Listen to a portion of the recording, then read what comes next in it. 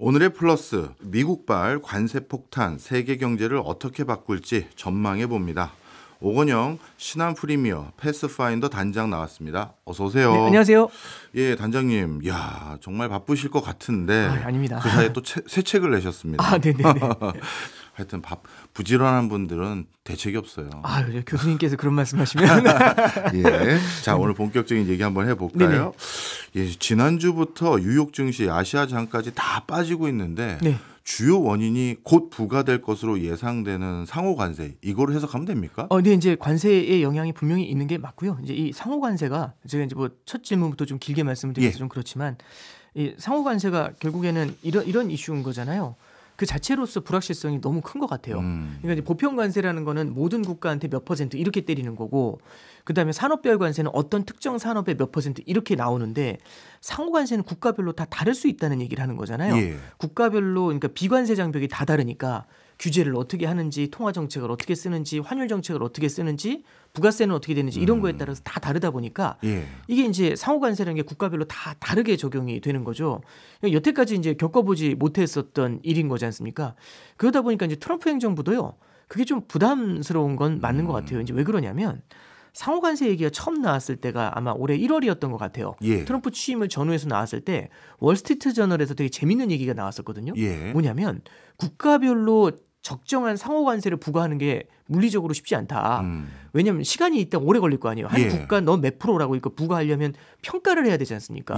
그럼 국가별로 이 기준이 있어야 될 테고, 그럼 이게 시간이 상당히 걸려서 실제 상호 관세를 부과하면 하반기는 돼야 된다. 이런 얘기가 월스트리트 저널에서 나왔었어요. 근데 이제 트럼프 행정부에서는 4월 2일 날 강행하겠다라는 얘기잖아요. 그러니까 이제 이게 되게 부담스럽잖아요.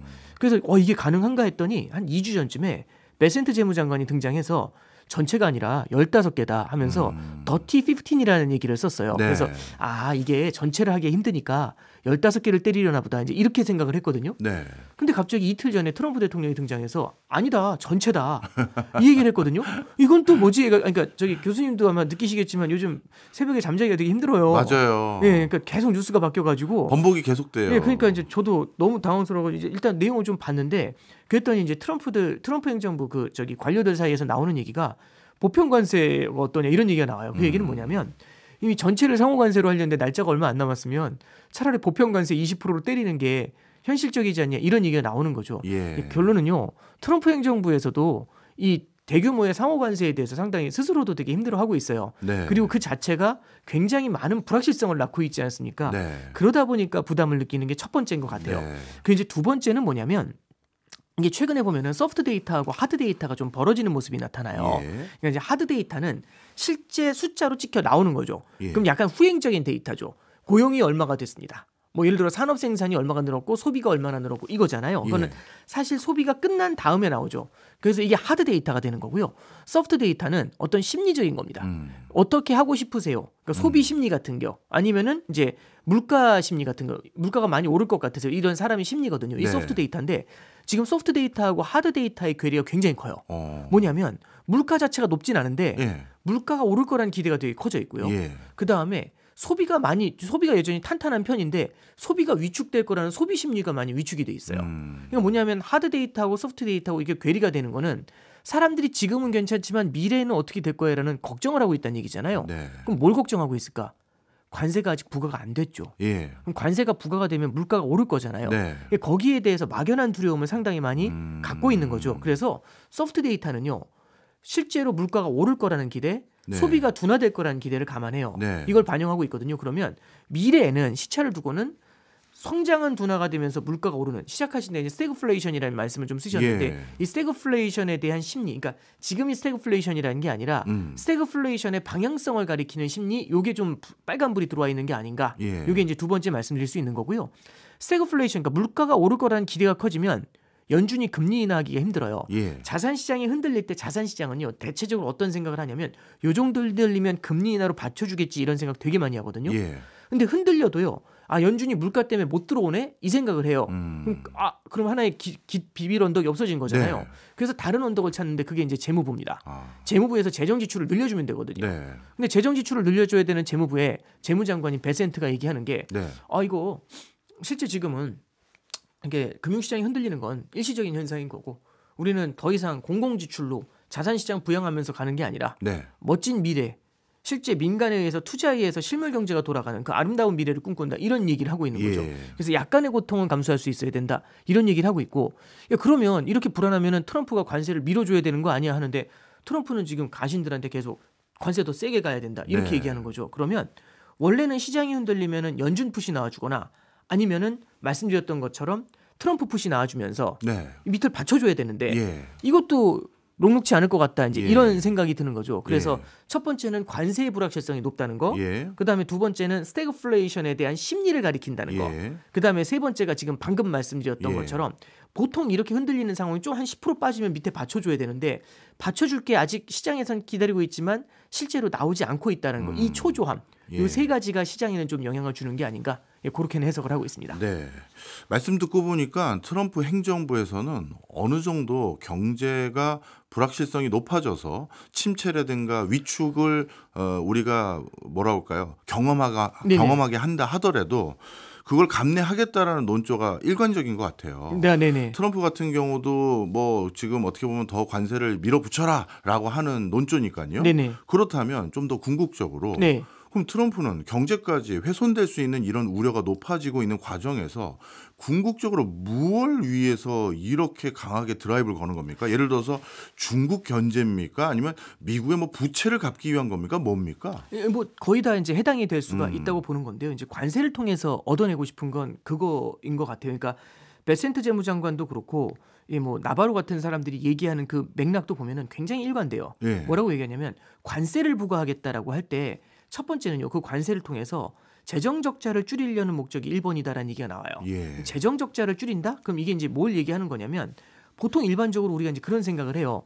100이라는 제품을 수출해요. 100원짜리를 수출을 하면 이게 관세가 없으면 100원으로 살 수가 있잖아요. 예. 근데 이제 관세를 때려요. 10%를 관세를 때리면 이게 110원에 들어오지 않습니까? 네. 그럼 10만큼은 미국의 소비자가 관세를 부담해야 되는 거예요. 예.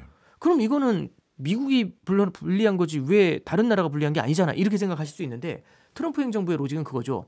미국에서는 지금 굉장히 많은 경쟁이 일어나고 있고 네. 미국이 전 세계에서 유일하게 소비를 늘려가지고 물건을 사주는 시장이다 보니까 여기다 110으로 감이 들어오지 못한다. 그럼 어떻게 되냐면 100인 제품에 대해서 관세를 10%를 때리잖아요. 네. 그러면 110으로 들어오는 게 아니라 저쪽 나라에서 예를 들어 중국이다. 그럼 중국이 그 제품을 90에 수출을 하겠죠. 네. 그러니까 10만큼은 자기들이 떠안는 겁니다. 네. 상대편 국가가. 네. 그럼 여기서 10만큼 관세를 내더라도 결국엔 소비자가 부담하는 건 그대로 100이죠. 옛날에는 중국 기업에 100을 줬으면 지금은 90만큼은 중국 기업을 주고 10만큼은 관세를 내는 거죠. 그럼 관세가 올라도 미국의 소비자는 부담이 없는 거잖아요. 네. 그 생각을 하고 있는 거죠. 그럼 이제 바로 얘기하는 게 아니 무슨 소리냐? 그럼 그 해당 다른 나라의 기업들이 그거를 그 감수하겠냐? 감내하겠냐? 감내하지 않고 그대로 110으로 보내면 미국 기업 물건을 사겠지, 이렇게 얘기하는 겁니다. 그럼 오히려 미국 기업들이 수익이 늘면서 설비 투자가 늘어나면 미국의 기업하는 환경이 좋아질 거지 않습니까? 예. 그러면 민간 투자가 이런 것들이 늘어나게 되면서 미국 경제가 스스로 공공지출에 의해서 돌아가는 게 아니라 미국 경제가 자체로 돌아가는 거죠. 네. 그래서 이제 관세가 굉장히 큰 역할을 한다라고 얘기하고 있고요. 요즘 아마 교수님도 자주 보시겠지만은 그 트럼프 행정부의 그 대변인이죠. 캐롤라인 레빗이 네. 있는데 그 레빗이 이제 아침마다 이제 나와서 하는 얘기 있잖아요. 네. 그거 저도 재미있게 보고 있는데 그 중에 한 기자가 이제 물어봐요. 관세를 내보신 적이 있냐고. 예. 관세는 우리가 부담, 나는 내본 적이 있다. 기자가 그래. 나는 내본 적이 예. 있는데 그거는 소비자가 부담하는 거다. 그랬더니 이제 캐롤라인 레빗이 얘기하는 게 제 지금 경제 지식을 상식을 물어보시는 것 같아 기분 나쁘다고. 이제 이렇게 얘기를 하거든요. 근데 이제 뒤에 말씀드렸던 것처럼 꼭 그렇게 되는 게 아니라 오히려 미국 물건을 사도록 자극을 하는 효과가 있다. 뭐 이제 이런 식으로 이제 몰고 가는 거죠. 그래서 관세라는 게 우리가 생각하는 그 정도에서 끝나는 게 아니라 관세를 통해서 미국의 제조업이 늘어나는, 미국의 제조업이 부활하는 그런 계기를 만들어주는 게 필요할 것이다. 이런 얘기를 하는 거죠. 그래서 네. 관세가 당장은 혼란을 줄 수 있다. 분명히 혼란을 줄 수 있지만 이게 지속 가능한 성장으로 그 궤도로 가려면은 당연히 필요한 거고, 이 관세를 통해서 미국의 제조업이 성장하거나 아니면 관세를 갖다가 많이 걷게 되면서 미국의 재정이 좋아지거나 이제 이런 케이스들을 갖다가 언급하고 있는 겁니다. 네. 말씀 쭉 듣고 보니까 관세로 일단 기대하는 효과는 두 가지인데 재정 건전성을 확보하는 데도 네. 기여하고 관세를 통해서 미국 내 민간 경제 활성화에 기폭제도 될 수 있다. 그렇죠. 이런 기대감을 가지고 있는 것 같은데 첫 번째로 관세가 재정 건전성에 기여할 건지도 약간 의문이 되는 게 네네. 미국 세수 중에 관세가 차지하는 비중이 한 2% 수준으로 저는 알고 그렇죠. 있거든요. 예, 예. 그러면 이런 거를 물론 세율은 좀 올리겠지만 예. 그 금액으로 지금 마통이 꽉 차 있는 미국 재정 건전성 이 개선이 되는지도 의구심이 일단 있는데 네네네. 단장님은 어떻게 보세요? 일단 두 가지 트랙이죠. 첫 번째는요. 관세를 부과하는 대상 국가들이 크게 늘어요. 예. 그리고 관세율도 이제 아마 저희 교수님도 많이 놀라셨을 텐데 저는 많이 진짜 놀랬던 게 보편 관세 25%를 때리면서 거기에 산업별 관세를 특히 자동차나 철강 이런 건 자동차 같은 경우는 전후방으로 영향이 많지 않습니까? 예. 이거에 플러스 25를 가산하더라고요. 네. 50%예요. 그렇죠. 여태까지 못 본 관세거든요. 그리고 예. 관세율이 확 올라가는 실효 관세율이 거의 10몇 %까지 올라갈 수 있습니다. 예. 이렇게 되면은 걷는 대상도 많아질 뿐 아니라 걷는 금액도 커지게 되면 이게 양방으로 커지게 되면서 대상자 PQ가 같이 늘어난다는 예. 얘기 하잖아요. 주식시장에서. 네. 그게 한꺼번에 늘어나면은 세수가 늘어나는 효과는 분명히 있겠죠. 그래서 이번에 예. 자동차 관세 때리면서 뭐라고 하냐면 나바로가 1,000억 달러의 수익이 나타날 것 같다. 예. 재정 수입이. 그러면 이게 적은 금액은 아닐 거예요. 네. 그리고 이제 첫 번째는 그거고 두 번째는 만약에 관세를 못 걷더라도 그만큼 예. 못 걷더라도 이런 케이스는 생겨날 수 있죠. 미국에 예. 설비 투자가 늘어나게 되고 미국 경제가 돌아가게 되면 미국에 투자하러 들어오는 기업들의 수도 늘어나고 일자리도 늘어나니까 소득세가 늘어날 거 아니에요. 아, 다른 세수 증가. 그렇죠. 이렇게 하면서 세수를 그러니까 결국에는 경제가 굴러가야 세금이 많이 거친다라는 생각이 있는 거고 사실 트럼프 행정부 1기 때도 뭐가 있었냐면 법인세를 감세해 주면 예. 재정치 적자가 늘어나는 게 아니라 오히려 흑자다. 네. 왜냐하면 거인세 감세에서 기업들이 설비 투자를 늘리게 되면 일자리가 늘어나고 그걸로 소득세가 늘어나니까 소비도 많이 하고 소득세 소비세 많이 들어오지 않냐? 그럼 오히려 흑자다. 네. 옛날에 저기 그 뭐죠? 저 80년대 래퍼 커브 아마 이제 네. 아시겠지만은 그런 비슷한 논리로 이제 얘기를 하고 있는 거죠. 네. 예. 말씀을 듣고 보니까 트럼프 결국 상호 관세뿐만 아니라 다양한 관세 조치를 앞으로도 자기 임기 내내 강행할 것으로 보여집니다. 네.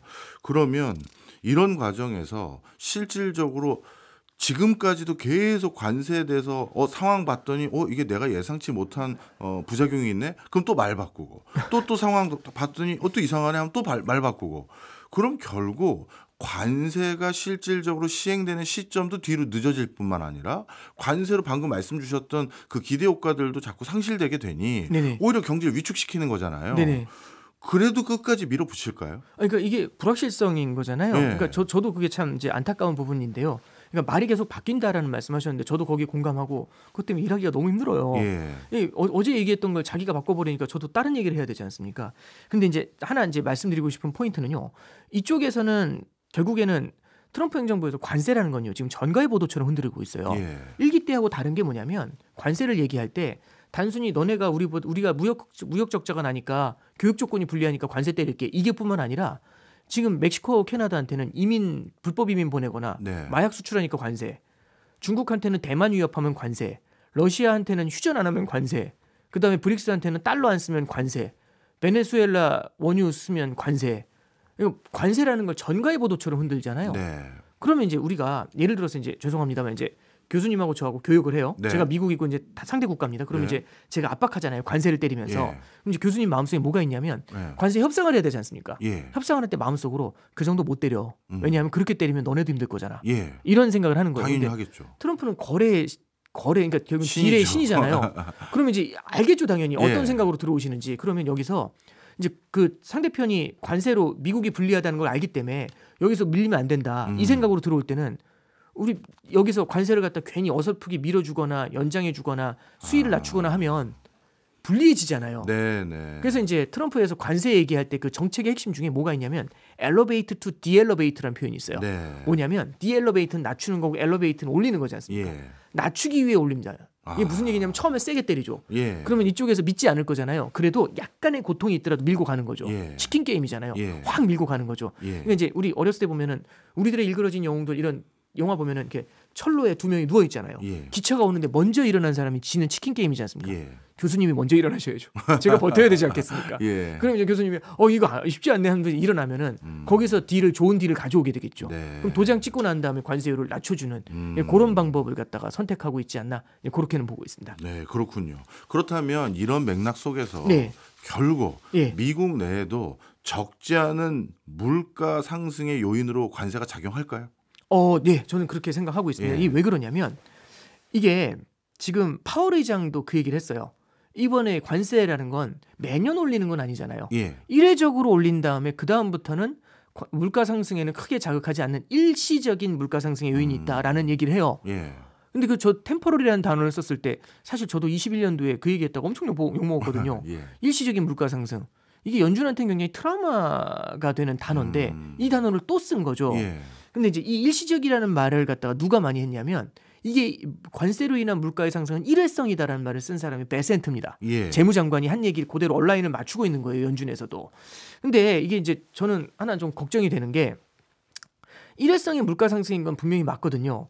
근데 지금 과거 1기 트럼프 행정부 때하고는 달리 관세율이 굉장히 높아요. 예. 그리고 전방위적으로 관세가 부과가 되고 예. 두 번째는 보복 관세 우려가 커져요. 예. 그럼 내가 때린 것뿐만 아니라 저쪽이 때리는 것도 있잖아요. 그렇겠죠. 그러면은 이거는 인플레이션을 갖다가 되게 단기적으로는 세게 자극할 수 있는 요인이 되는 게 1번. 그래도 단기적인 거 아니냐. 근데 지금 물가 상승의 기대가 되게 커요. 예. 왜냐하면 4년 동안 인플레이션으로 홍역을 치러봤거든요. 예. 그러니까 이제 이런 겁니다. 이 일본 같은 경우는 디플레이션의 나라잖아요. 30년 디플레이션을 겪으니까 인플레이션 끌어올리려고 10년을 아베노믹스로 엔화를 퍼본 거잖아요. 예. 그래도 이게 처음엔 쉽지 않았던 게 디플레이션에 너무 이력이 나 있어서 그래요. 근데 지금 4년 동안 인플레이션을 겪으니까 인플레이션에 대한 심리가 되게 민감하지 않습니까? 네. 그러면 원래 디플레를 생각할 때 관세를 때리는 거하고 예. 인플레에 대한 민감도가 높을 때 관세를 때리는 거하고 후자가 인플레이션을 자극할 가능성이 높죠. 그래서 그렇군요. 연준 내에서도 굉장히 신중한 얘기가 나오는 게 예. 파월 의장이 일시적이라고 말했는데 그 다음 주에 연준에 있는 다른 위원들이 나와가지고 하는 얘기가 그 일시적 아닐 수 있다. 예. 우리는 신중하게 봐야 된다. 예. 이런 얘기를 하고 있는 겁니다. 예. 사실 관세라는 게 한 번 부과되면 물가 상승 요인으로 그때만 작용합니다. 이렇게 얘기하기도 어폐인 게 트럼프 1기 때 관세 대거 인상했고 네네. 그리고 바이든이 거기에 묻고 더블로 갔잖아요. 그렇죠. 거기다 이번에 또 더블로 간 건데 그렇다면 저 미국 입장에선 재정 건전성 확보라든가 중국을 억압하기 위한 그런 효과성이 없다라고 하면 또 다음 행정부에서 또 올릴 수도 있는 거 아닌가요? 그러니까 이게 어느 정도 레벨인지에 따라서 좀 예. 다를 수 있고요. 트럼프 행정부에서도 계속 관세를 올리는 게 아니라 예. 아까 말씀드렸던 것처럼 엘러베이트 투 디엘러베이트잖아요. 예. 이게 이제 지금 4월 2일 날 상호 관세를 만약에 어떻게 부과할지 모르지만 예. 부과하게 되면 그 다음부터는 판이 좀 다르게 갈 것 같아요. 어떻게 가냐면 이제 국가별로 관세율이 다 다르잖아요. 네. 그러면 이게 동일한 관세가 아니라 국가별로 다르면 그러니까 동일 관세라고 해볼게요. 그러면은 이제 미국한테 둘 다 수출하는 예. 저희 둘이 경쟁을 하는 겁니다. 예. 그럼 이제 교수님도 20% 맞고 저도 20% 맞았어요. 그럼 짜증은 나지만 예. 그래도 불행 중 다행인 건 같이 같이 맞았으니까. 맞았잖아요. 예. 근데 교수님은 5% 맞으셨는데 저는 15% 맞았어요. 그럼 저는 최악이죠. 그렇죠. 야 이건 너무하는 거 아니냐 이제 이 생각이 예. 드는 거잖아요. 그러면 예. 이제 어떻게 해야 되냐면 미국을 찾아가서 로비를 해야죠. 예. 일단 최소값으로는 최대값으로 교수님 레벨보다 낮아야 될 거 아니에요. 예. 4%까지는 들어와야 될 거고. 예. 그럼 제가 4%까지 내리려고 로비한다는 얘기를 들으시면 교수님은 가만히 계실 있을 수가 수 없죠. 그럼 미국한테 되게 친절할 것 같지 않으세요? 음. 예, 그러면 각 국별로 엘러베이터 투 디엘러베이터라는 표현은 트럼프가 지금 여지를 열어놓잖아요. 예. 이제 협상의 여지가 있다. 예. 이 협상안을 가져와라. 이렇게 얘기하는 거거든요. 그러니까 미국이 제시하겠다는 게 아니라 너희들이 가져와라. 이렇게 들어오고 있어요. 네. 그러면 이제 이 협상안에 따라서 관세율이 국가별로 다르게 적용이 되겠죠. 네. 그럼 올라있던 관세율이 내려가게 될 겁니다. 그러니까 이제 말씀드리고 네. 싶은 건 1기 때하고 달리 1기 때는 처음에 올릴 때 점진적으로 올렸어요. 예. 그래서 중국이랑 싸울 때도 18년도 3월에는 5%, 그다음에 19년도 초에는 10%, 예. 그다음에 19년도 7월에는 20% 이렇게 올렸거든요. 예. 근데 지금은 50% 때리면서 들어가잖아요. 아. 그래서 다 가져와 봐. 다음에 이게 쭉 낮추는 쪽으로 가겠죠. 그래서 이게 계속 누적으로 올라간다기보다는 이번에 점프업을 시킨 다음에 예. 약간 글라이딩으로 이렇게 슬라이스를 낮춰주는. 쳐주는 전략으로 그렇게 가려는 게 아닌가 싶습니다. 아, 알겠습니다. 1부 마지막에 이런 말씀을 해주셨어요. 이번 관세가 결국 미국 물가를 들썩일 수 있는 요인으로 작용할 겁니다. 네네. 얘기 주셨는데 네. 그렇다면 많은 분들이 궁금해하는 미국 연준의 기준금리 기조는 어떻게 바뀔까요?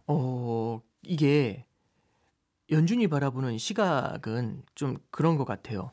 그러니까 요번에 FOMC 때도 느낀 건 연준은 두 가지를 지금 보고 있습니다. 하나는 예. 성장을 바라보고 있고 두 번째는 물가를 바라보고 있어요. 예.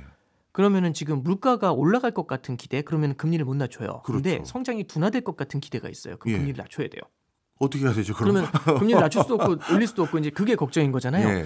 그래서 이제 이게 어디 쪽에다 방점을 두게 되나 그렇게 보고 있는데 시장에서는 일단 후자 쪽에 방점을 두는 것 같아요. 그러니까 뭐냐면 성장에 포커스를 둔다. 예. 왜냐하면 첫 번째는요. 성장이 둔화가 되잖아요. 그럼 수요가 위축이 되면서 물가가 둔화되는 모습을 보일 가능성이 높아요. 예. 그래서 최근에 보면은요. 시장 움직임을 보면은 기대 인플레이션이 높거나 네. 아니면 물가 상승률, 물가 관련 지표 PCE가 나왔잖아요. 그게 높게 나와도요. 오히려 금리가 빠져요. 왜 그러냐면 이게 물가가 높게 나오니까 연준에서 금리 인하로 못 도와주면 네. 실물 경기가 둔화가 되겠네. 예. 그럼 실물 경기가 둔화가 되면 이거는 장기적으로는 물가 하락 압력을 가져오게 되니까 연준이 금리 인하를 할 수밖에 없게 만들어. 예. 그러니까 우리가 바둑을 두거나 장기를 둘 때 잘 두는 사람이랑 만나면 예. 그분은 세수 앞을 바라보잖아요. 그렇죠. 저는 물가 올랐으니까 금리 못 내리겠네 이렇게 생각하는 하수인데 예. 이제 예를 들어 교수님 같은 경우는 방금 전에 말씀드렸던 것처럼 이게 물가가 오르게 나왔으니까 연준이 금리 인하를 못하게 될 거고 이게 실물 경기 부담을 늘리게 돼서 경기 침체에 대한 우려를 키우고 경기 침체가 되면 당장 오른 물가가 향후에는 내려갈 거라는 기대 때문에 금리가 낮아질 거야. 이제 이렇게 이제 세수 앞을 바라보잖아요. 예. 요즘 시장이 이렇게 좋은 유튜브들도 많이 늘어나니까 세수 앞을 보시는 분들이 되게 많아진 것 같아요. 그렇군요. 예, 그렇다 보니까 이제 시장에서는 그래도 연준이 결국에는 금리를 인하할 거야라는 생각을 하는데 예. 시장은요 항상 조금 앞서가는 경향이 있는 것 같아요. 네. 왜냐하면 금리를 낮춰주면 화끈하게 낮춰줄 거라는 기대가 있고 예. 그랬으면 좋겠다라는 그 마음도 들어가잖아요.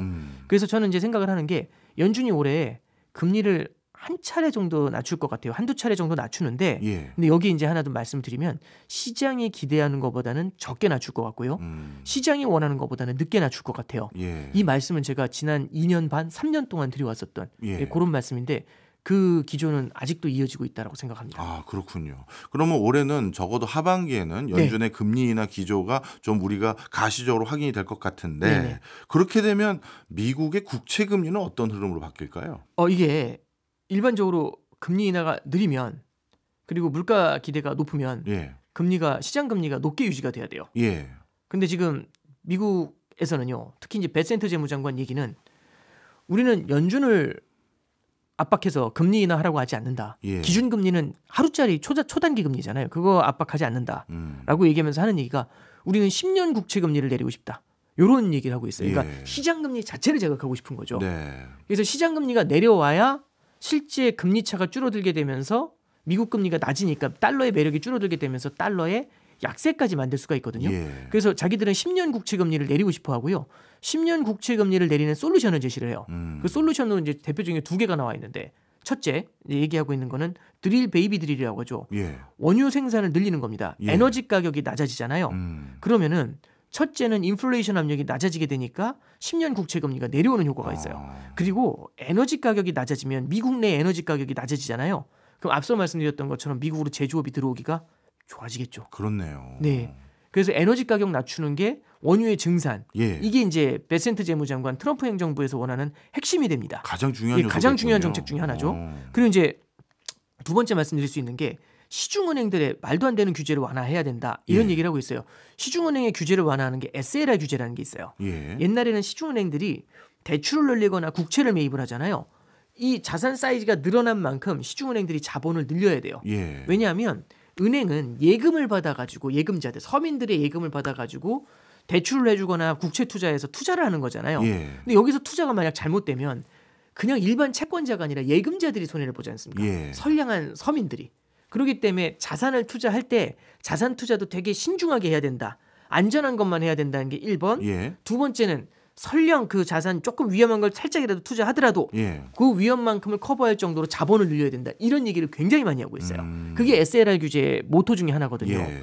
그래서 국채를 사면은 자본을 갖다 많이 늘리게 만드니까 은행들이 자본을 늘리면 유상증자를 해야 돼요. 네. 근데 유상증자하면 기존의 주주들이 좋아하겠습니까? 그러니까 당연히 안 좋죠. 그러면은 국채를 안 사게 되잖아요. 그렇죠. 근데 이제 어떻게 바꾸냐면 SLR 규제를 완화하게 되면은 예. 적어도 국채를 사는 것에 대해서는 자본을 안 쌓아도 되게 만들어 주려고 해요. 아. 그 규제 완화에 지금 프로세스에 들어가 있거든요. 예. 언제 통과가 될지 모르지만 그러면 미국의 시중은행들이 국채를 편하게 살 수가 있어요. 그러면은 국채에 대한 수요가 늘어나게 되잖아요. 미국 예. 국채에 대한. 그럼 국채 가격이 뛰면서 국채 금리가 내려오게 되겠죠. 그러니까 국채 시장으로 유동성이 흘러가니까 네. 금리는 돈의 값이잖아요. 네. 국채 시장에 돈의 공급이 늘어나게 되면은 10년 국채 금리를 누를 수 있습니다. 그래서 네. 10년짜리 국채 금리를 눌러서 기준금리 인하를 안 하더라도 예. 실제로 금리 부담을 낮추고 달러를 보유했었을 때 금리를 주는 매력을 낮추니까 달러 약세까지도 가져가려는 예. 그런 마스터 플랜을 갖고 있는 거 아닌가 싶습니다. 네. 자연스럽게 환율과 우리나라 경제로 이어질 수밖에 없게 됐는데 갑자기 이런 걱정이 드네요. 네. 최근 우리 기업들이 가지고 있는 어떤 뭐랄까요? 지금 상황에 대한 해석은 관세 걱정이 많은데요. 네. 그런데 저희가 원화 가치가 워낙 떨어져서 예. 1,300원대 정도로 저희는 예상했었는데 1,450원까지 돌파하면서 관세로 인한 그 부담을 환율로 인한 즉 예. 효과로 완화할 수 있다. 즉 원화 가치가 떨어지니 우리 제품이 그것 때문에 상대적으로 싸지는 면이 있으니 예. 관세 부과한 걸로 인해 가격 올라갈 수 있는 요인이 일부 해지되는 상황이라서 그래서 관세 부과에 대해서 우리 조금 걱정을 덜 하고 있습니다라고 얘기하시는 분들도 계세요. 아, 예, 그렇습니다. 그런데 갑자기 약달러로 바뀔 흐름이 앞으로 예견된다 하면 그마저도 기대하기 어렵겠네요. 근데 이제 이렇게 보면 될 것 같아요. 일단 첫 번째는요. 이게 환율을 통해 이제 수출하시는 분들 같은 경우는 오히려 이제 환율이 올라간 게 예. 아무래도 좀 유리하게 된 네. 케이스가 있지만 실제 중간재를 수입해 가지고 완제품을 만들어 수출하시는 분들도 꽤 많거든요. 네. 그분들 같은 경우는 수입 단가가 올라가서 굉장히 고생하시는 분들도 있어요. 그래서 네. 이게 분명히 명함이 있는 것 같아요. 예. 어느 게 좋다라는 말씀은 그렇지만 분명히 명함이 존재하는 것 같고요. 이제 두 번째는 지금 네. 이제 말씀해 주신 것 중에는 이 달러가 올라서 그러니까 환율이 올라가지고 우리가 수출이 유리해지는 면이 있다고 했는데 네. 상호관세 있잖아요. 예. 그 상호관세 비관세 장벽이 있거든요. 예. 비관세 장벽에서 뭘 평가하냐면 환율을 갖다가 의도적으로 자국 통화를 약하게 만들어서 수출 유리하게 만든 거 있잖아요. 네. 그거 다 관세로 환산하겠대요. 네. 그래서 이제 무슨 얘기하냐면 보복관세 때리거나 아니면 자국 통화 절하해서 이 관세에서 피해 가려고 하는 국가들은 끝까지 쫓아가서 상호관세 계속 올리겠다고 이 얘기하고 있는 게 트럼프거든요. 그래서 저기 유로존이 캐나다랑 유로존이랑 서로 짬짬이 먹고 저기 보복으로 대응하면 우리 가만 안 있는다. 그럼 더 관세율 더 고율 관세 때린다. 네. 뭐 이런 얘기 100% 얘기했었나요? 제가 기억이 안 나는데 네. 이제 그런 식으로 얘기를 하거든요. 그래서 이게 지금 안주할 것만은 아니다라는 말씀은 좀 드릴 수가 있을 것 같아요. 네. 그리고 이제 달러가 만약 약세로 가게 됐었을 때는 어떤 일이 벌어질 수 있느냐. 근데 이게 달러 약세라는 것도 앞서 말씀드렸던 것처럼 수출을 하셨던 분들한테는 또 이제 약간은 독이 될 수도 있지만 네. 실제로 중간재를 수입하면서 수출하시는 분들한테는 오히려 플랫을 만들어낼 수는 있어요. 예. 그래서 환율이 얼마다라는 것보다는요. 예. 환율 변동성이 높아지는 게 오히려 더 악재군요. 예상이 안 되잖아요. 그러니까 저도 기업하시는 분들 많이 만나 뵈면은 환율이 올라가는 거 좋아하실 줄 알았거든요. 네. 왜냐하면 수출하기 좋으니까. 예. 근데 이제 굉장히 이해관계가 여러 가지가 있는데 근데 다른 거 다 떠나서 음.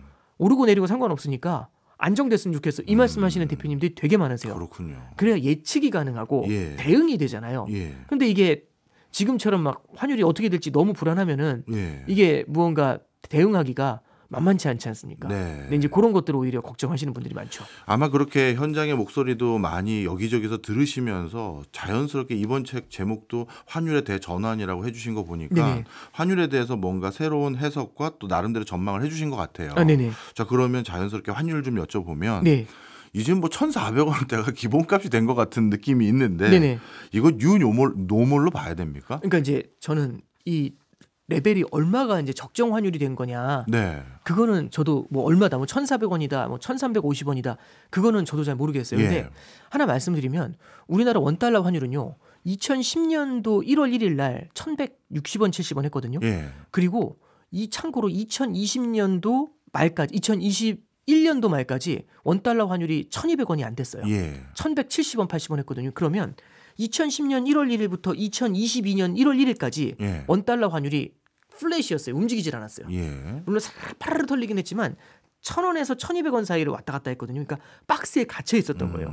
박스에 갇혀 있었다는 거는 주가가 박스에 갇혀 있으면 별로 안 좋은 거지만 환율이 박스에 갇혀 있으면 너무 좋은 거죠. 그렇죠. 안정이 돼 있는 거잖아요. 예. 환율을 안정시켜 놨었던 거거든요. 그럼 이게 굉장히 좋은 거지 않습니까? 예. 근데 지금 보면은 환율이 한 레벨 올라와 있죠. 그럼 우리는 어쩌면 지난 10년 이상 동안 익숙해 있던 그 환율의 레벨에서 벗어나 있으니까 많은 분들하고 얘기하다 보면은 1,450원을 어우 막 이 얘기 되게 많이 하세요. 1,300원도 높은데 저기 불과 몇 년 전만 해도 1,200원보다 높으면은 아주 위험하다 뭐 진짜 그런 얘기 큰일이다 이런 많았죠. 얘기 많았죠. 예. 1,200원만 뚫어도 되게 부담스러워했지 않습니까? 예. 이제 이런 게 이슈인 거죠. 그러면 지금은요. 우리가 12년간 익숙했던 것에서 멀어지는 거거든요. 예. 그러면서 새로운 균형을 찾고 있는 겁니다. 그럼 어느 레벨이 뉴노멀일지는 모르지만 네. 한 가지는 말씀드릴 수 있을 것 같아요. 과거 대비 네. 환율이 올라와 있을 것 같아요. 그 적정 환율의 레벨이. 그래서 과거로 돌아가기 쉽지 않다. 네. 그 가장 큰 이유가 뭐가 있냐면 첫 번째는 미국의 성장이 우리나라의 성장보다 강해요. 그렇죠. 그래서 미국의 소비가 워낙 강하다 보니까 미국의 금리가 우리나라 금리보다 높아요. 예. 옛날에는 우리나라 금리를 미국 금리가 역전한 적이 몇 번 있었지만 일시적인 역전이 많았거든요. 예. 근데 이번에는 꽤 오래 갈 것 같아요. 우리가 미국 금리를 뒤집으려면 네. 현재 우리나라 10년 국채 금리가 2.8%, 2.7% 정도 되거든요. 예. 미국 10년 금리가 지금 4.2입니다. 예. 1.5% 차이 나요. 엄청나네요. 그럼 이거 뒤집어야 되거든요. 예. 뒤집으려면 우리가 성장 모멘텀이 미국보다 강해지거나 아니면 미국 경제가 너무너무 약해지거나 둘 중에 하나예요. 네. 근데 당장 그걸 보긴 쉽지 않거든요. 그러면 금리가 역전된 게 꽤 오래 유지가 되죠. 예. 그럼 그거를 환율이 흡수를 하게 돼요. 예. 그래서 옛날보다는 달러 레벨이 올라갈 것 같다라는 게 첫 번째고요. 두 번째는 제가 이제 책에서도 다뤘지만 지난 20년간 보아왔던 거하고는 좀 단절이 나타날 것 같아요. 이 역사의 흐름 속에는 단절과 연속이라는 게 있는데 예. 지난 20년 동안은 대중국 수출 특수라는 연속이 존재했던 것 같아요. 예. 근데 지금은 재작년부터 2023년부터 우리나라가 31년 만에 대중 무역 적자를 겪어요. 예. 작년도에도 대중 무역 적자였거든요. 올해도 만만치 않을 것 같아요. 지난 22년 동안은요. 우리나라가 중국 수출로 꽤 많은 달러를 벌었어요. 예. 단군일에 이렇게 달러를 많이 번 적이 없었거든요. 근데 무역에서 중국한테 수출을 하는 게 쉽지가 않아지는 거죠. 네.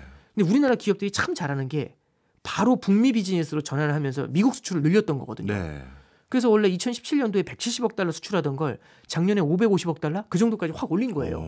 진짜 잘한 거거든요. 예. 근데 트럼프가 예. 들어온 거죠. 예. 트럼프는 아시겠지만은 미국 뭐 자유민주주의 이런 거 필요 없잖아요. 동맹국 우방국 필요 없고 예. 미국한테 흑자네요 적자네요 딱 물어봤어. 흑자냅니다. 나쁜 사람 뭐 이런 그렇죠. 거죠. 더티한 15개 국가에 들어가고 뭐 이런 얘기잖아요. 네. 저는 이런 데 나와서 더티라는 말을 쓰는 것 자체도 저도 부담스러운데 그 외교에서 그런 얘기 쓰는 거 보고 깜짝 놀랐습니다. 어떤 네. 국가를 지칭할 때 이제 죄송합니다만 이제 다시 이어가면 그래서 지금까지 이제 이어져 왔었던 말씀으로 좀 정리를 해보면 예. 과거에 이어왔었던 패턴이 환율의 패턴이 바뀌는 건 분명할 것 같고 네. 과거보다는 높은 레벨의 환율이 유지될 거라는 거 그리고 과거보다 결국에는 달러가 꾸준히 들어오게 되면은 네. 외환시장의 변동성을 낮춰요. 예. 근데 앞으로는 변동성이 좀 높아질 것 같다. 그래서 지금은 새로운 적정한 환율 레벨을 찾고 있어서 굉장히 많이 떨리고 있는 그런 단계가 아닌가라는 생각은 좀 하고 있습니다. 네. 사실 바이든 때부터 지금 트럼프까지 계속해서 요구하는 것이 미국 내에서 생산해라. 네, 그렇죠. 그리고 미국 내에서 판매해라. 네. 이걸 하고 있잖아요. 네. 그렇게 되면 우리나라의 슈퍼 앵커 기업들에 해당되는 뭐 삼성, 현대, LG가 전부 수출 성적표를 올렸다 하더라도 네. 그 계좌가 우리나라 내부에 있는 게 아니라 미국 법인에 있다고 하면 결국 수출은 됐지만 국내 달러 유입이 안 되면 앞으로 우리나라는 외화 수급에 정말 구조적으로 어려워지는 건 아닙니까? 네, 이제 정확한 지적을 해주셨는데 결국에는 우리가 무역 개정을 통해서 들어오는 달러가 줄어들 수가 있죠. 네. 근데 이제 해외 투자로 통해서 나가는 달러가 많아지는 게 지난주에 이제 현대차에서 31조 발표했잖아요. 예. 뭐, 저 국수주의는 아닙니다만 어쩌면 그 31조 중에 상당 부분이 우리나라에서 공장을 지을 수 있는 부분이었을 수도 그렇겠죠. 있잖아요. 근데 이제 그 달러가 나간 거지 않습니까? 예. 그럼 이제 해외 투자가 굉장히 많이 늘어나게 되는 구조입니다. 그래서 예. 최근에 보면 우리가 대외 순자산이 현재 우리가 대외 순 채권국으로 돼 있고요. 예. 대외 순 금융자산이 1조 달러가 넘었습니다. 1조 달러면 엄청난 네. 규모입니다. 그러면 이제 하나 말씀드리면은 그럼 달러의 수급이 무역 개정을 통해서 무역 흑자로 들어오는 게 줄어드는 거 아니냐? 저도 예. 공감을 하는데 미래에는요. 무역 흑자를 통해서 들어오는 달러가 줄어들더라도 결국에는 방금 말씀드렸던 것처럼 해외 투자가 늘어나잖아요. 예. 해외 투자에서 그걸 통해서 들어오는 투자 수익, 배당 수익 이런 것들 있죠. 이런 것들의 증가가 어느 정도는 좀 완충을 시켜. 이거 완충이라는 표현을 쓰는 이유가 네. 결국에는 무역을 통해서 들어오는 달러보다는 줄어들겠죠. 예. 그게 금액이 그렇게 크진 못하겠죠. 네, 네. 그래도 그 충격을 조금이라도 좀 완충시켜주는 역할을 하지 않겠는가. 그런 생각은 좀 해보고 있습니다. 그렇네요. 쭉 말씀을 듣고 보니까요. 진짜 환율에 커다란 변화가 일어나는 것 같아요. 그러면 앞으로 예견되는 어느 정도 고환율의 시대를 많은 사람들은 어떻게 대비해야 됩니까? 일단 첫 번째는요. 저는 제일 먼저 말씀드리고 싶은 게 이게 우리가 지난 10몇 년 동안 어떻게 보면 환율의 안정 속에서 살아왔잖아요. 예. 그리고 그 환율의 안정을 가져올 수 있었던 가장 큰 이유는 대중무역흑자처럼 무역 개정을 통해서 우리가 달러를 많이 벌었기 때문입니다. 네. 근데 이제 중국 수출이 굉장히 어려워지면서 산업 전체의 구조가 좀 변화가 되잖아요. 예.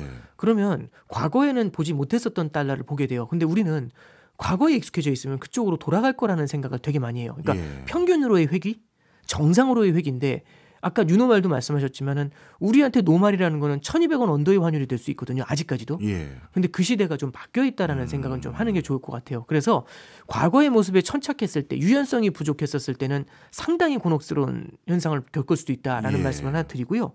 그리고 과거보다 달러의 레벨이 올라가잖아요. 그 레벨이 어느 정도 올라갈지는 우리는 알 수는 없어요. 예. 근데 하나 좀 조언해서 말씀드리고 싶은 건 미래를 알 수 없기 때문에 개인 투자자들이 꼭 기억하셔야 되는 거는 그래서 분산 투자하는 거거든요. 분산 투자하는 이유는 포트폴리오 투자는 비겁하다는 말씀도 하시지만 미래가 어떻게 될지 모르잖아요. 그렇죠. 미래를 알면 그것만 사면 되지 않겠습니까? 그러니까 미래를 모르기 때문인데 그러면 우리가 모르는 것 중에는 환율이 여태까지는 안정이 돼 있었잖아요. 예. 그 환율의 미래가 달라질 수 있다는 거지 않습니까? 그러면은 미래를 모르기 때문에 달러가 더 세질 수 있다라는 데 방점을 둔다면 우리가 달러 자산을 과거보다는 조금 더 늘려가는 전략을 쓸 수 있겠죠. 아, 그거 별로 필요 없던데 과거에는 환율이 안정이 돼 있었잖아요. 그럴 때는 굳이 달러 자산을 늘려갈 이유가 별로 없었겠죠. 근데 만약에 그 불안감이 이제 커지게 된다면 네.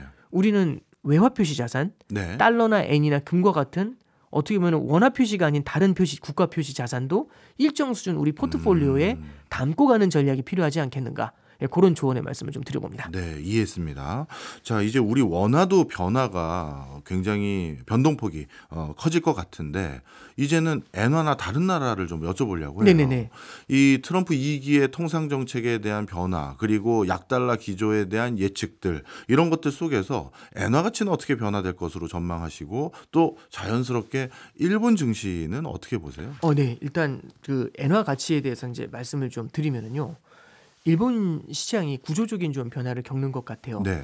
예, 이게 여태까지 이제 어떻게 말씀드릴 수 있냐면 엔화가 슈퍼엔고를 보였던 게 2012년이었습니다. 예. 그때 엔화가요 1달러에 73엔까지 내려갔어요.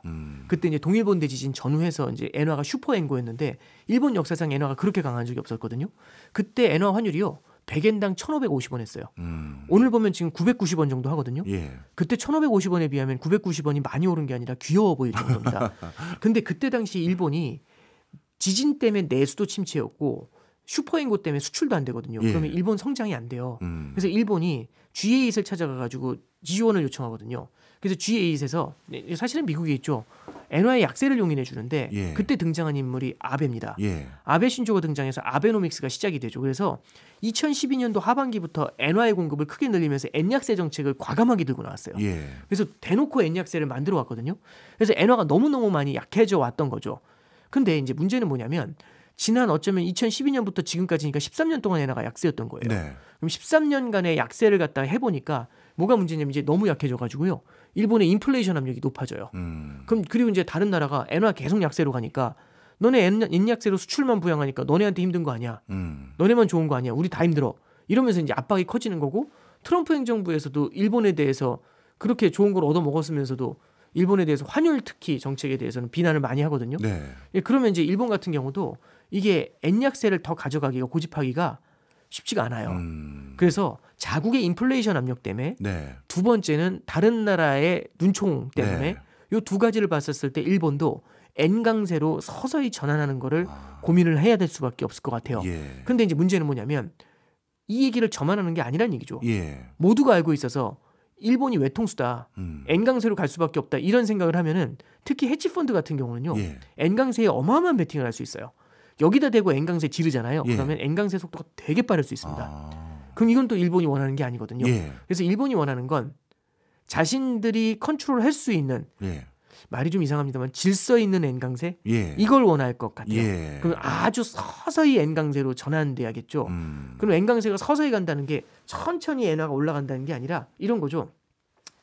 이제 좀 조용해지면 엔 강세에 대한 기대가 사라졌을 때 한번 쑥 나오는 거죠. 그러면 예. 엔 강세인가 보다 하면서 확 들러붙잖아요. 그럼 확 뛸 거 아닙니까? 그럼 또 숨어요. 그럼 뭐야 엔 강세 아니야? 하면 또 엔이 내려오겠죠. 그래서 이렇게 이 반복을 하면서 아주 천천히 엔화의 강세를 만드는 전략 이런 쪽을 좀 일본도 고민하지 않겠는가 이제 그렇게 생각을 하고요. 예. 일본 증시 같은 경우는 제가 주식 전문가가 아니어서 제가 말씀드리기는 조금 좀 어려울 네. 것 같습니다. 뭐 엔키리 트레이드 차원에서 여쭤본 거예요. 그러면 이제 엔 강세가 예상되면 많은 투자 자금이 일본으로 향할 가능성이 더 높아질까요? 네, 그렇죠. 그런데 이제 엔캐리 트레이드 청산이라는 건 엔화의 급격한 강세일 때 나타날 경향이 높아요. 왜냐하면 엔화가 살살살살 움직이는 게 아니라 너무 급격하게 가면 엔화 약세, 달러 강세 생각하고 투자했던 사람들이 엔화가 너무 세지면 네. 뭐야 이게 한 다음에 한꺼번에 돌리거든요. 예. 그게 엔캐리 트레이드 청산입니다. 네. 근데 이제 그게 급격하게 나오는 게 문제가 되는 거죠. 그래서 일본도 아까 말씀드렸던 것처럼 질서 있는 엔 강세를 원하겠죠. 네. 그래서 이제 아까 말씀드린 것처럼 급격한 엔 강세를 제어하는 방법들 그런 것들을 좀 고민하게 되지 않을까 싶습니다. 알겠습니다. 네. 자, 이번에 또 양회 이후로 중국도 경기 부양책을 대거 내놓은 상황인데요. 그러면 위안화의 흐름은 또 어떻게 보고 계십니까? 네, 이제 이 위안화가 결국에는 미국하고도 연관이 좀 되는 것 같아요. 결국에는 이 미국이 무역 적자 기조를 되감으려면 예. 다른 국가가 물건을 사줘야 돼요. 미국 물건을. 예. 그러면은 미국의 물건을 사줄 정도의 소비 여력이 있는 나라가 과연 이 세상에 있느냐? 그럼 지도를 펼쳐보면 딱 하나밖에 안 보여요. 그게 중국이거든요. 예. 그래서 중국이 소비가 올라오는 게 되게 중요할 것 같아요. 네. 그래서 첫 번째는 미국의 압박 때문에라도 그 두 번째는 중국도 인구가 15억인데 예. 15억이나 되는 인구가 수출로 먹고 살 수는 없잖아요. 다른 나라의 성장에 의존하는 거거든요. 예. 그래서 중국도 지금 내수 성장에 굉장히 큰 방점을 두려고 하고 있어요. 그럼 내수가 커지려면은요 물가가 안정이 돼야 됩니다. 그럼 물가가 안정될 때 제일 좋은 건 자국 통화가 강세면 좋아요. 예. 자국 통화가 강세면 수출이 안 되지 않습니까? 예. 천천히 강세로 가면 수출이 위축되는 속도가 느리겠죠. 그런 상태에서 소비를 갖다가 자극할 수 있는 네. 그런 방법을 중국도 좀 고민할 것 같아요. 그래서 빠르진 않을 겁니다만 어쨌든 위안화 강세 카드에 대해서 미국하고 계속해서 좀 협의를 하지 않을까라고 생각을 하고요. 예. 그럼 이제 중국하고 미국하고 설마 손을 잡겠냐? 근데 이제 국제 공조라는 건요. 예. 서로 꼴배기 싫어도 예. 다 죽을 것 같으니까 이러면서 악수해요. 외면하면서 예, 악수하는. 외면하면서 이렇게 악수하거든요. 예. 근데 이제 왜 그러냐면 미국 입장에서는 무역 적자를 되감으려면 너네가 우리 물건을 사야 돼. 이거고요. 중국 입장에서는 결국엔 우리도 내수로 커야 돼. 이 생각이 서로 맞물리게 됐었을 때는 서로 마음에 안 들어도 악수를 해야 되는 일이 생길 수 있습니다. 물론 그 안에서 조금이라도 더 유리한 패를 잡기 위해서 정말 치열한 물밑 다툼이 있겠죠. 그래서 그 시기로 가려면 아직 시간도 상당히 많이 필요하고 중간중간 넘어야 될 험로가 굉장히 많을 겁니다. 네. 근데 저는 좀 아주 긴 관점에서는요. 위안화가 단기로는 지금 약세 움직임을 보이고 있지만 길게 봐서는 일정 수준은 좀 강세 기조 이런 걸 좀 나타내려고 하지 않겠는가 네. 그런 생각은 좀 하고 있습니다. 우리 단장님 말씀을 종합해 보니까요. 요즘 우리나라 경제 성장률이 자꾸 떨어진다 걱정들 많이 하는데 적어도 환율적인 부분에서는 우리의 경쟁 관계일 수도 있는 네. 엔화와 네네. 또 위안화 네. 이걸 기반으로 한 중국과 일본 상품이 환율로 인해서 가격이 올라가면 네네. 우리는 수출 경쟁력은 좀 높아져서 경제 성장률이라든가 우리 경제 좀 반등의 기조로 작용할 수 있을까요? 저는 이제 이 생각은 해요. 그러니까 결국에는 우리 환율이 다른 나라 통화보다 약하잖아요. 예. 수출에는 분명히 도움이 될 수가 있어요. 예. 근데 지금 일본이랑 중국을 제외한 다른 국가들 통화가 만만치 않게 약해요. 예, 그러다 보니까 우리가 좀 힘든 면도 분명히 있을 것 같고 두 번째는 과거에는 위안화가 절상이 되잖아요. 네. 그럼 우리가 중국 수출하기가 유리했었어요. 왜냐하면 예. 중국이 위안화가 세지니까 수입 물가가 낮아지잖아요. 그래서 네. 우리나라 물건을 많이 살 수 있었는데 요즘은 중국이 기술 같은 게 대체로 내재화가 많이 됐나 봐요. 그래서 우리나라가 중국 수출하는 게 원화가 일정 수준 위안화보다 약하다고 해서 그 문제가 바로 해결되거나 그러지는 않을 수 있어요. 예, 네. 그래서 이게 과거하고는 좀 교역의 구조가 바뀌어 있는 점도 같이 좀 염두에 두고서 바라봐야 되지 않겠는가? 뭐 그런 조언을 좀 드려봅니다. 알겠습니다. 오늘 급변하는 경제 상황 덕분에 제대로 읽을 수 있었던 것 같습니다. 지금까지 오건영 신한 프리미어 패스파인더 단장이었습니다. 고맙습니다. 네, 감사합니다.